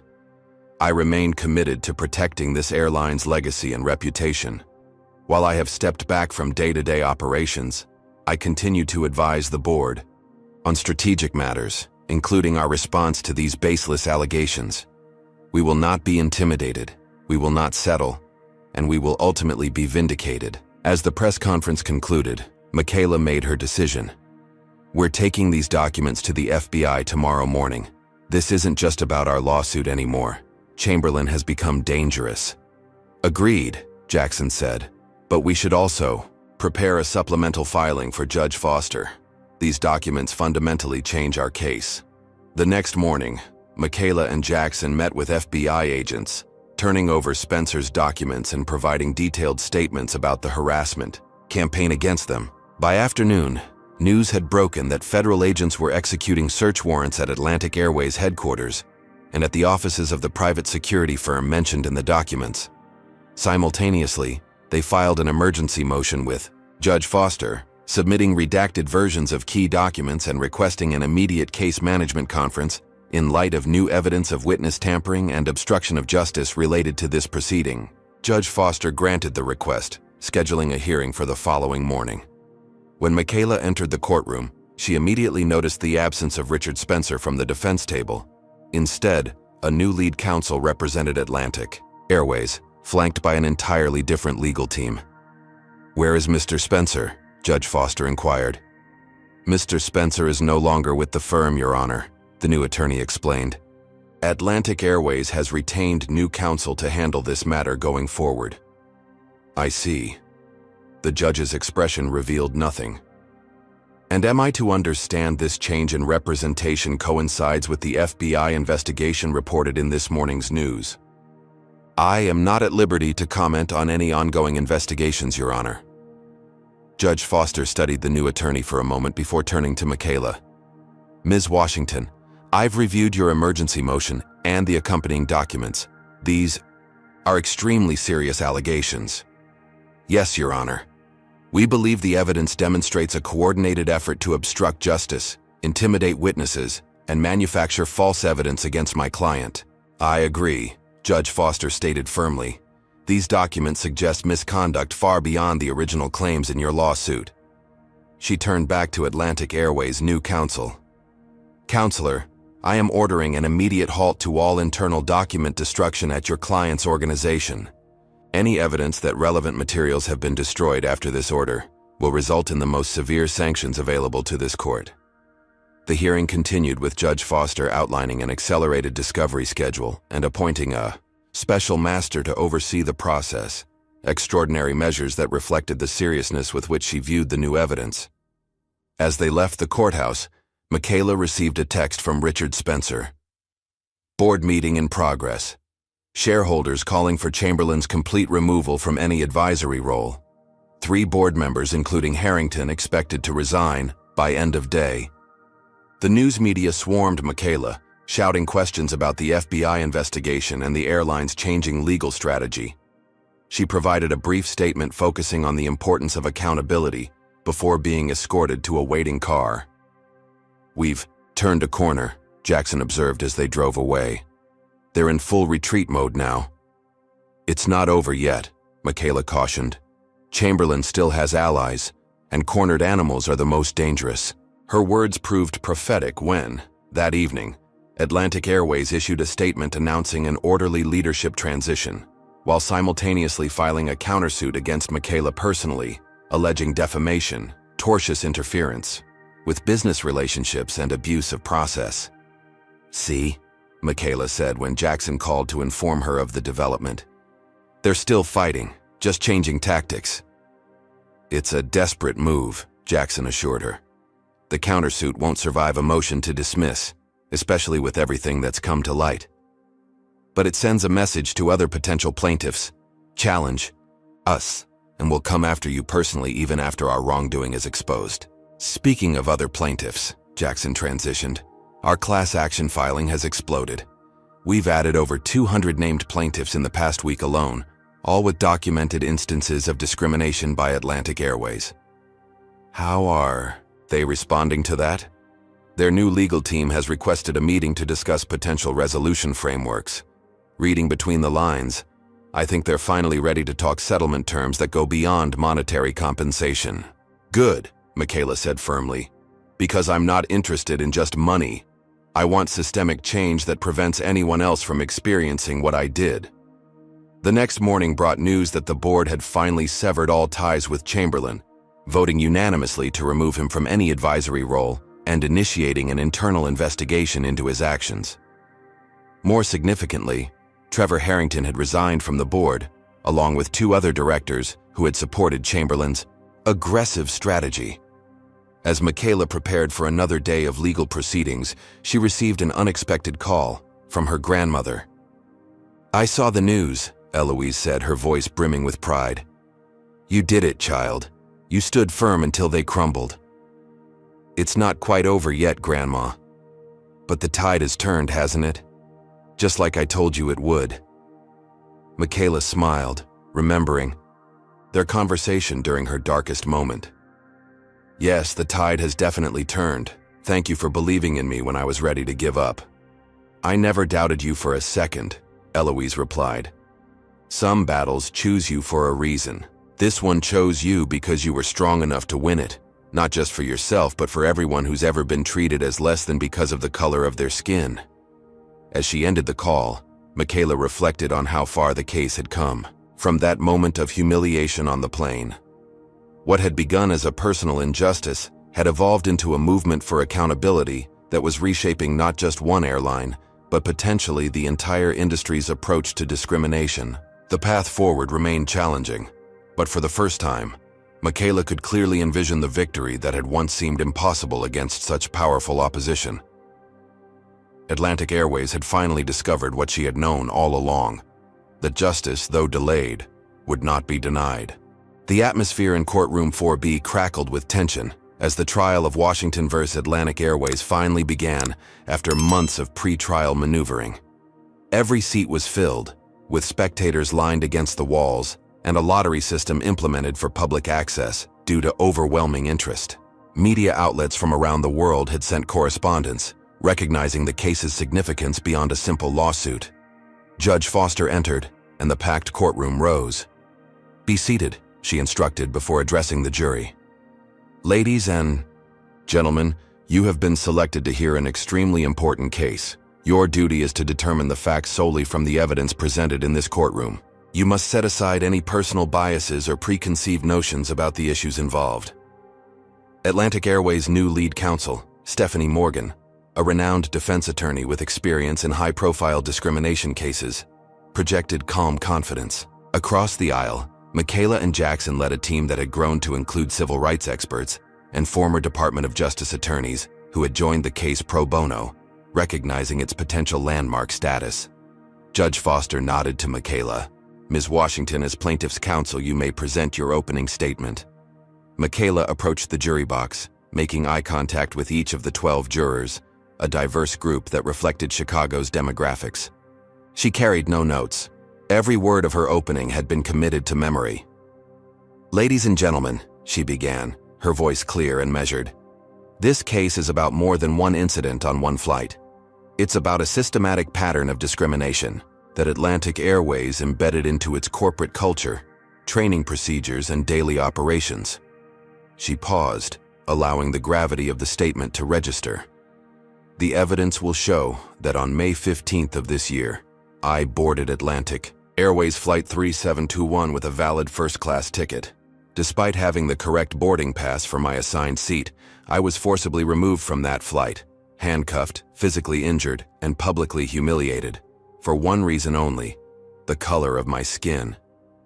Several jurors shifted uncomfortably as Michaela held up her wrists, the faint scars from the handcuffs still visible months later. "But my experience was not unique," she continued. "The evidence will show that Atlantic Airways implemented what they called passenger management protocols that specifically targeted minority travelers, particularly in premium cabins. You will hear testimony from former employees who were trained to find pretexts for removing passengers who didn't fit the airline's preferred demographic profile." For the next 40 minutes, Michaela outlined the evidence they would present: internal documents, witness testimony, statistical analyses demonstrating patterns of discriminatory treatment, and the airline's subsequent attempt to cover up these practices through intimidation and manufactured evidence. "Most disturbing of all," she concluded, her voice now resonating with controlled emotion, "when these practices were exposed, Atlantic Airways leadership didn't apologize or commit to change. Instead, they launched a campaign of harassment, surveillance, and character assassination against me and others who dared to speak out." She looked directly at the jury, her expression resolute. "By the end of this trial, you will understand that what happened to me on that plane wasn't a misunderstanding or an isolated incident. It was the inevitable result of institutional policies designed to discriminate. And you will have the opportunity to send a message that such discrimination has no place in our society, not at 35,000 feet, not anywhere." As Michaela returned to her seat, the impact of her words was palpable. Several jurors appeared visibly moved, including an older white woman who discreetly wiped away a tear. Stephanie Morgan's opening statement for the defense acknowledged regrettable mistakes in customer service but denied any systematic discrimination. She characterized the incident as a tragic misunderstanding exacerbated by poor communication and training failures, emphasizing Atlantic Airways' commitment to diversity and inclusion. "The evidence will show that while mistakes were made, there was no corporate policy of discrimination," Morgan insisted. Former CEO Chamberlain's subsequent actions, which the company unequivocally condemns, represented personal vendettas rather than company directives. It was a strategic retreat from the airline's initial denials, an attempt to distance the corporation from Chamberlain's most egregious actions while minimizing their liability for the underlying discrimination.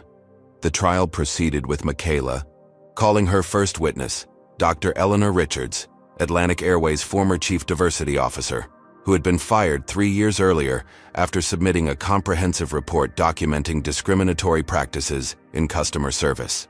Dr. Richards, Michaela began after establishing her credentials. Could you explain to the jury why you were terminated from Atlantic Airways? Objection, Morgan interjected. Calls for speculation.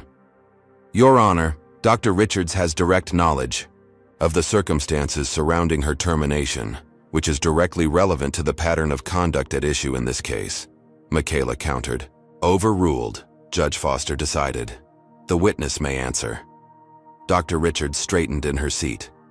I was terminated 1 week after submitting a 78-page report documenting racial disparities and how passengers were treated.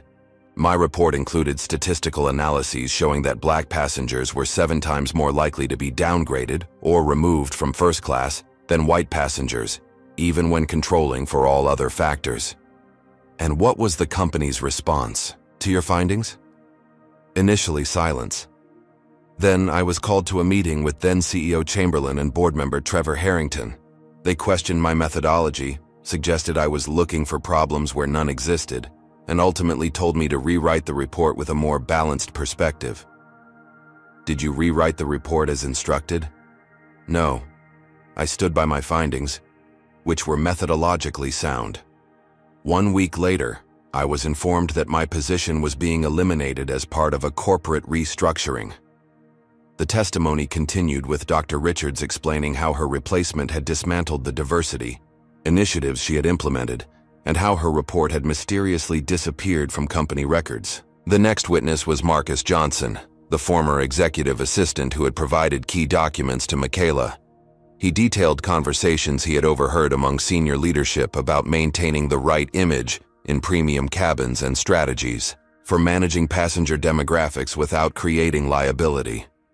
Mr. Johnson, were you present during a board meeting on October 10th, 2 years ago when passenger demographics were discussed? Michaela asked. Yes. Trevor Harrington presented. Data showing that first-class sections had seen a 12% increase in minority passengers over the previous year. He characterized this as a brand image concern. What was the response to his presentation? Chamberlain said they needed to rebalance the passenger experience without creating legal exposure. That's when they approved the creation of the Executive Courtesy Program that gave flight attendants broad discretion to reseat passengers under the guise of accommodating VIPs. On the 3rd day of trial, Bethany Keller took the stand. Initially hostile and defensive, she maintained that she had followed standard procedures during the incident with Michaela. However, under Michaela's methodical cross-examination, cracks began to appear in her testimony. Ms. Keller, you testified earlier that you didn't check Ms. Washington's boarding pass before calling security. Why not? I was busy with other passengers. Mr. Harrington is a valued executive member and his concerns took priority. So you took the word of a white male passenger over a black female passenger without verifying either of their claims? That's not how I would characterize it. How would you characterize it then? Bethany shifted uncomfortably. I was following our protocols for VIP passengers. What protocols specifically? The Executive Courtesy Guidelines. Could you explain those guidelines to the jury? Bethany hesitated, seeming to realize she had walked into a trap. They instruct us to give special consideration to certain passengers designated as high priority. And how are these high priority passengers typically identified? There's a list based on what criteria? Membership tier, spending history, corporate relationships. Ms. Keller, I'm showing you what's been marked as Plaintiff's Exhibit 42. This is an internal training document titled Cabin Demographics Management. Are you familiar with this document? Bethany paled visibly as she recognized the document. Yes.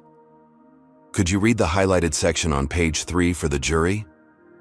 With reluctance, Bethany read, First-class cabin. Atmosphere should reflect Atlantic's premium brand identity.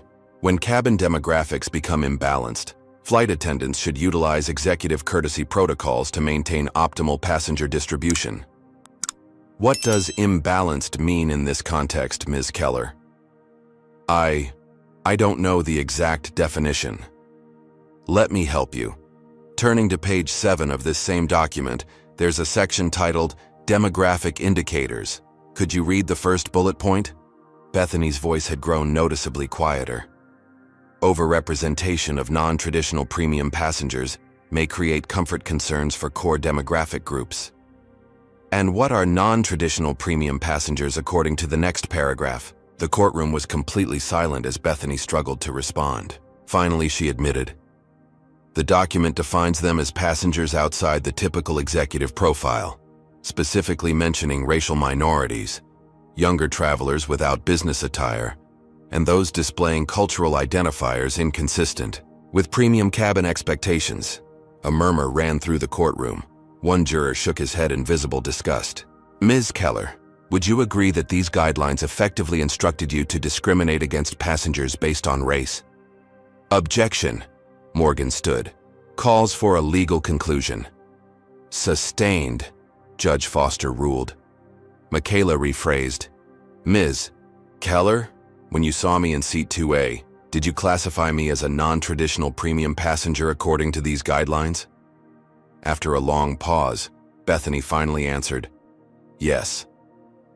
The cross-examination of Officer Daniel Reynolds proved equally devastating to the defense. Initially maintaining that he had followed standard security protocols, Reynolds crumbled when confronted with the airport's actual procedures manual, which contradicted his testimony about the necessity for handcuffs in non-threatening situations. "Officer Reynolds, can you point to anything in this manual that justifies handcuffing a cooperative passenger who presents no security threat?" I can't. In fact, page 42 specifically states that restraints should only be used when a subject demonstrates active resistance or poses a threat to officers or others. Did I demonstrate active resistance or pose any threat? No. So why were handcuffs applied? Reynolds glanced at Atlantic Airways attorneys before answering. "I received a call from someone at Atlantic Airways indicating you might become combative. They specifically requested visible restraints." "Who made that call?" "I don't know the name, just that it came from airline management." By the end of the first week, Atlantic Airways' defense was in shambles. The testimony had established not only that discrimination had occurred in Michaela's case, but that it reflected company-wide policies implemented at the highest levels. The most dramatic moment came when Richard Spencer testified, having been subpoenaed after his sudden resignation from the airline's legal team. Despite the professional cost, Spencer provided a detailed account of the campaign against Michaela after she filed her lawsuit.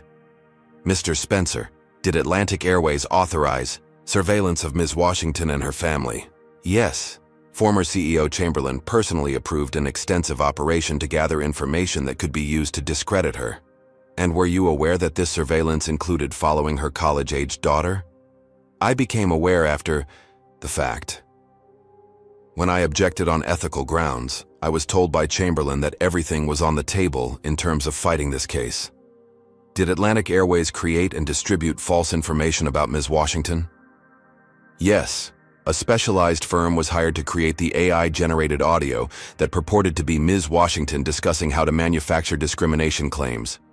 I was present when Chamberlain approved this strategy." As Spencer's testimony concluded, the courtroom was silent, the full extent of Atlantic Airways' misconduct now undeniable. Judge Foster called a weekend recess, instructing jurors to avoid media coverage of the case. When court reconvened on Monday, a new energy pervaded the proceedings. Rumors circulated that settlement discussions had occurred over the weekend, but had broken down when Atlantic Airways board rejected Michaela's demands for structural changes to their policies. The final piece of devastating evidence came in the form of surveillance footage from the Atlantic Airways executive lounge at O'Hare. The video, obtained through a subpoena of the airline's security archives, showed Trevor Harrington watching Michaela check in for her flight. He could be seen making a phone call immediately afterward, followed by checking his watch and proceeding to the gate area. arriving late, exactly as he had on the day of the incident. This footage confirms what we've established through testimony, Michaela explained to the jury. Mr. Harrington deliberately targeted me after recognizing me in the lounge. The call you just witnessed was to Edward Chamberlain, setting in motion the chain of events that led to my removal. When Atlantic Airways finally presented their defense case, it was noticeably abbreviated. Several planned witnesses had withdrawn, unwilling to testify under oath given the overwhelming evidence already presented. Their star witness, a passenger who claimed Michaela had been disruptive, was thoroughly discredited when Jackson produced the man's frequent flyer account showing upgrades and bonus miles added immediately after the incident.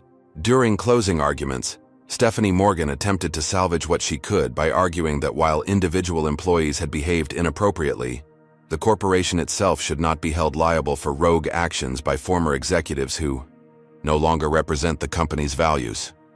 Michaela's closing argument, in contrast, systematically connected the dots between Atlantic Airways' written policies, executive directives, employee training, and the discrimination she and others had experienced. What happened to me wasn't an accident or a misunderstanding, she told the jury, her voice resonating with conviction.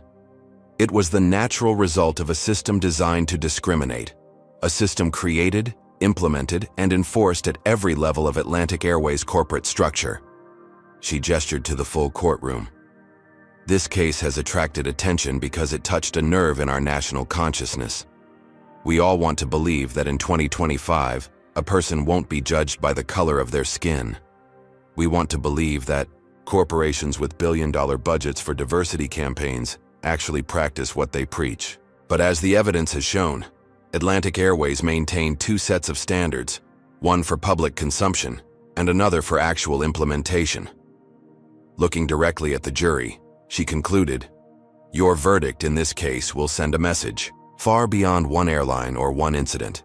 It will either tell corporate America that discrimination can still be practiced with impunity if disguised carefully enough, or it will affirm that true equality means equal treatment for everyone, regardless of race in every setting, including at 35,000 feet. The jury deliberated for just 4 hours before reaching their verdict, remarkably swift for a case of such complexity.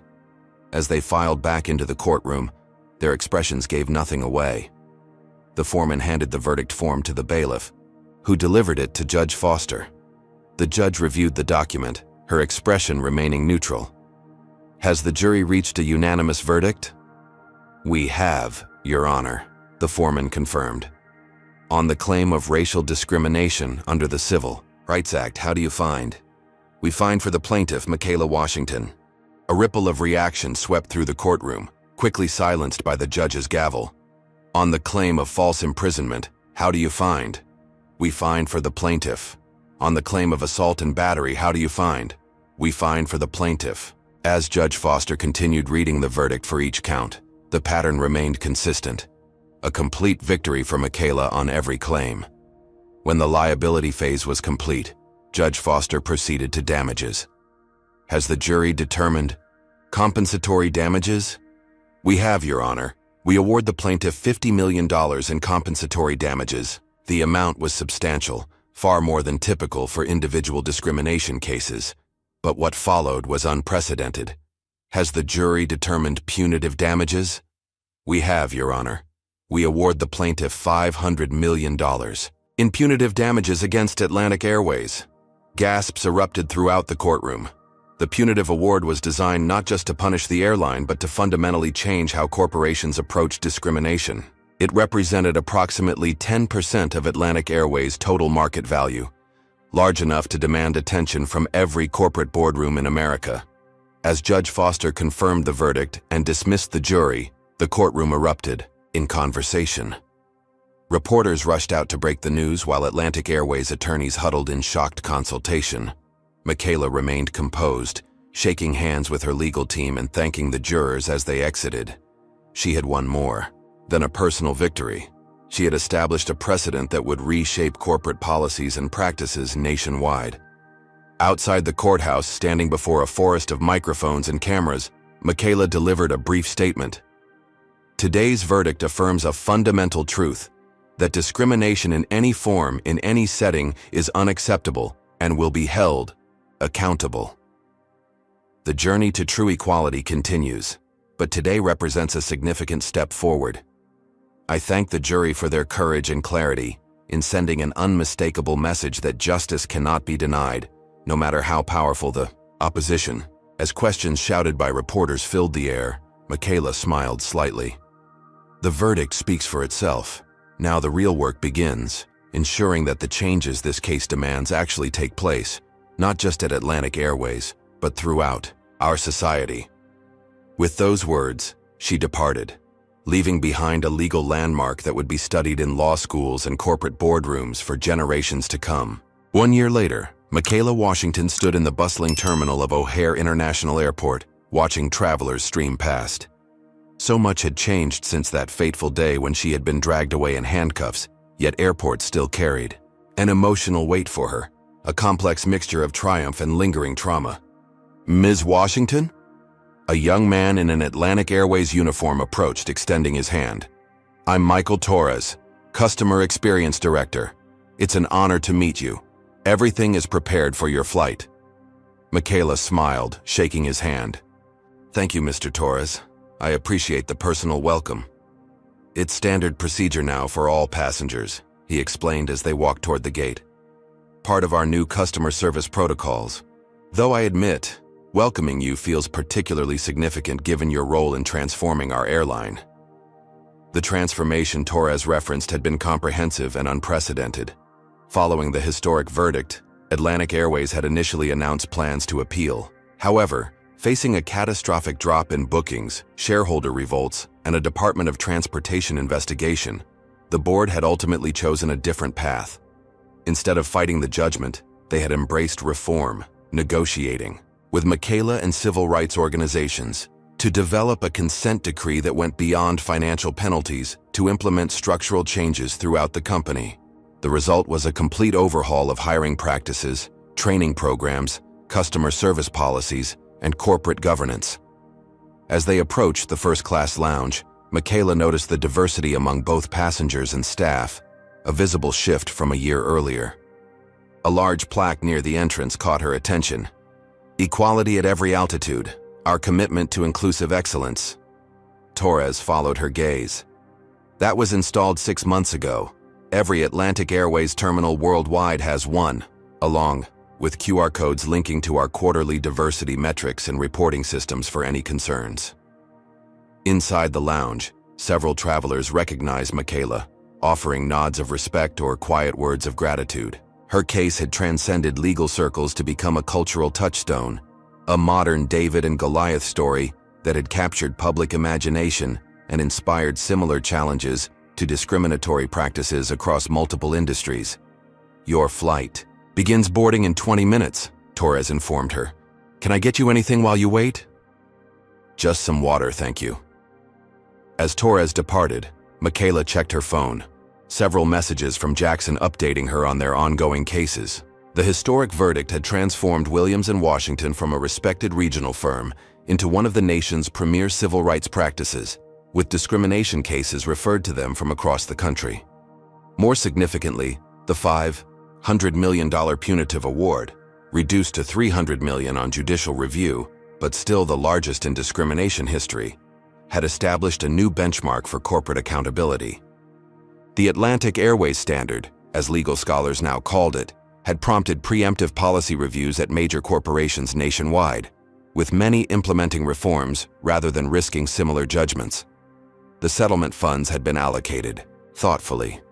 After legal fees and taxes, Michaela had established the Justice at Every Level Foundation, dedicated to fighting discrimination in transportation and public accommodations. The foundation provided legal representation to victims without resources, funded research into discriminatory patterns, and developed training programs for companies committed to genuine change. A familiar face approached, Amara Jones now, dressed in the distinctive uniform of Atlantic Airways' senior cabin crew. "Ms. Washington, I heard you were flying with us today." She embraced Michaela warmly. "I'll be your lead flight attendant to Atlanta." "Amara, last I heard you were working in training development." "I still do, 3 days a week. but I requested to be on board for your flight. Seemed fitting, given where this journey began. Amara's career path reflected the broader changes at the airline. After the verdict, dozens of employees who had been terminated or marginalized for opposing discriminatory practices had been reinstated with back pay and opportunities for advancement. Amara had been promoted to help develop the company's new service approach, using her first-hand knowledge of previous problems to create better systems. "How is the new leadership working out?" Michaela asked as they walked toward the gate. "Night and day difference," Amara confirmed. "The new CEO, Patricia Reynolds, has zero tolerance for any hint of discrimination. The revised policies are clear, the reporting systems work, and, most importantly, people actually believe they'll be heard if they speak up." At the gate, Michaela's boarding pass was scanned without incident, a simple process that once would have seemed unremarkable, but now represented progress. As she walked down the jetway, memories of being forcibly removed flooded back, but she pushed forward, recognizing this flight as another step in her personal healing. On board, the first-class cabin reflected the airline's transformed approach. The passenger mix was diverse across all demographics, and the crew moved through the cabin with equal attentiveness to every traveler. "Welcome aboard, Ms. Washington," the captain announced over the intercom as Michaela settled into seat 2A, the same seat from which she had been removed a year earlier. "It's an honor to have you flying with us today." A spontaneous round of applause broke out among passengers who recognized her, spreading through the cabin. Michaela acknowledged it with a humble nod, still uncomfortable with her celebrity status, but appreciative of its meaning. As the flight reached cruising altitude, Amara stopped by Michaela's seat. "There's someone who would like to speak with you, if you're willing." She gestured toward the galley where a uniformed man waited nervously. Michaela recognized him immediately. Officer James Bradshaw, one of the security personnel who had removed her from the plane and marched her through the terminal in handcuffs. She hesitated only briefly before nodding. "I'll talk with him." Bradshaw approached, his discomfort evident. "Ms. Washington, I don't know if you remember me." "I remember all of you, Mr. Bradshaw." "Of course." He cleared his throat. "I've wanted to apologize personally for a long time. What we did that day was wrong on every level, and I've had to live with that knowledge." "What happened to you afterward?" Michaela asked, genuinely curious about the ripple effects of the case. "I was suspended, then terminated after the investigation. Rightfully so." He paused. "But 6 months ago, I was given a second chance through Atlantic's reconciliation program. I'm now part of their security training team, teaching officers what not to do and how to recognize and resist pressure to discriminate." Michaela studied him thoughtfully. "That's a significant turnaround." "It's been a journey of accountability," Bradshaw acknowledged. "I had to confront my own biases and the systems that encourage them. I'm not asking for forgiveness, Ms. Washington. I just wanted you to know that your courage created change, even in those who wronged you." After Bradshaw returned to his post, Michaela gazed out the window at the clouds below, reflecting on the unexpected paths justice had taken. The case had never been about punishing individuals, but about changing systems. Yet here was evidence that when systems changed, individuals could transform as well. The flight landed in Atlanta on time, and as Michaela disembarked, she was surprised to see a small gathering of Atlantic Airways executives waiting at the gate, led by CEO Patricia Reynolds. "Ms. Washington, welcome to Atlanta," Reynolds greeted her. "We wanted to mark the anniversary of the incident that transformed our company by thanking you personally." "That's not necessary," Michaela began, but Reynolds continued. "It is necessary. What happened to you was inexcusable, and while we can never fully make amends, we can acknowledge the debt we owe you for forcing us to confront our failures." She gestured to a nearby wall where a plaque was being unveiled. "This will be displayed in every Atlantic Airways terminal worldwide." The plaque read, "On May 15, 2024, Michaela Washington experienced discrimination aboard our airline that reflected systemic failures in our culture and policies. Her courage in demanding accountability led to fundamental changes that benefit all our passengers and employees. We remember this history not as a source of shame, but as a commitment to ensure such Such injustice never occurs again. Michaela was momentarily speechless, moved by this public acknowledgement. We've also established an annual scholarship in your name, Reynolds continued, for law students focused on civil rights and transportation equity. Later that evening, in the quiet of her Atlanta home, Michaela finally had time to process the day's events. The journey from humiliated passenger to catalyst for industry-wide change had been arduous, painful, and at times dangerous. Yet the results, visible in policy changes, court precedents, corporate behavior, and individual transformations, validated every difficult step. Her phone rang, Jackson calling for their weekly check-in. "How was the flight?" he asked. "Any flashbacks?" "Some," she admitted. "But mostly I felt, I don't know, vindicated. Seeing the concrete changes, meeting people whose lives and careers have been redirected by what we accomplished. It makes everything worthwhile." The DOT released their final report today, Jackson informed her. Their investigation found discriminatory patterns at 12 other airlines. They're using Atlantic Airways' new policies as the remediation standard. So the ripple effect continues. It does. And speaking of ripples, the Justice at Every Level Foundation just received another 1,000 applications for legal assistance. People who might never have come forward before now believe their experiences matter. After ending the call, Michaela opened her laptop to review a draft of her forthcoming book, Justice at 35,000 Feet, which chronicled both her personal journey and the broader implications of the case for civil rights enforcement in corporate America. The closing paragraph caught her eye. True justice is never merely personal. It exists in the connections between individual dignity and collective accountability, between one person's stand and a society's progress. What began as a humiliating removal from an airplane seat became a movement that transformed an industry. Not because one person was wronged, but because that wrong reflected systemic failures that had harmed countless others. The measure of our success isn't the verdict or the settlement, but the reality that today, passengers of all backgrounds can board flights with the expectation of equal treatment. That expectation, once revolutionary, now increasingly routine, represents the real victory, not just justice for one, but justice at every level. What do you think about Michaela's journey from victim to champion for systemic change? Has her story inspired you to stand up against discrimination in your own life? Comment below with your thoughts. And don't forget to like, subscribe, and share this video if you believe in the power of one person to create meaningful change in the world. Would you have had the courage to fight a powerful corporation like Michaela did? Let us know. And thank you for joining us for this powerful story of justice and transformation. Your support helps us continue sharing these important narratives that can change hearts and minds.